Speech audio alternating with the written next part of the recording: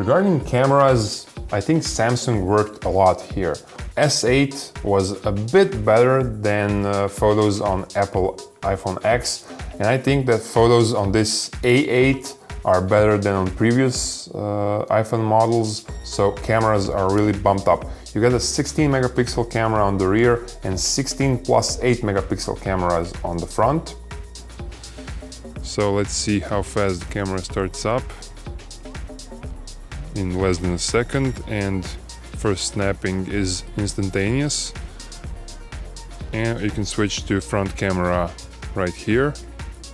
Although these keys could have been a bit bigger, and you have additional functions here. You have those stickers, so if you do selfies. Photo quality from the rear camera in daylight is pretty incredible. You get very nice clean photos. On details there is no grainy or noise details, everything is really nice. Colors are accurate. Just look at this photo of the church. It looks like it's taken with a DSLR. Smartphones today have awesome cameras in low light. So as you can see, it's basically total dark, but you have some street lights and the picture on the screen looks superb. In low light conditions, photos are a bit grainy, but generally photos in low light or in dark are incredibly good, and they show more light and more brightness than you will see with your own eyes. Even when you have a strong flare in your frame, you don't see the flare effect, so I think this camera will be an awesome travel camera. You don't have to bring your DSLR when you go somewhere. A8 doesn't record 4K video, it's just Full HD. The picture is good on the video, but you can see twitching of pixels when you move the camera. It's a good image, but it's not superb. And I'm gonna take a video. Of course, video is a little bit darker. In low light, the picture is also pretty good. It's like photos, it's brighter than you see it with your own eyes. But of course, it's a bit grainier.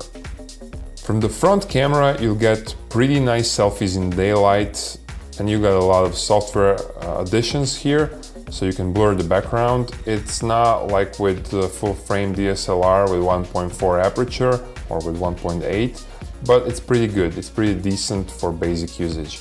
Sometimes the pictures or selfies, they lack sharpness, but generally they're pretty good. Okay, so let's try pictures in low light from the selfie camera. This really looks superb. As I see it with my own eyes, it's pretty much darker than what it looks like here. And I'm gonna take some images. In low light, you get pretty grainy photos and they lack sharpness again, but generally they'll be pretty good when they're reduced to lower resolution, and the faces that you see on selfies in low light are better and brighter than you will see with your own eyes. These are not the best front cameras I've seen so far, but they're pretty good in dark. Video from the front camera looks pretty nice and clean, although I think again it lacks sharpness. And the video also looks pretty well stabilized. I mean, the picture quality on the smartphone display looks really superb. I hope it'll look that good on display on the PC.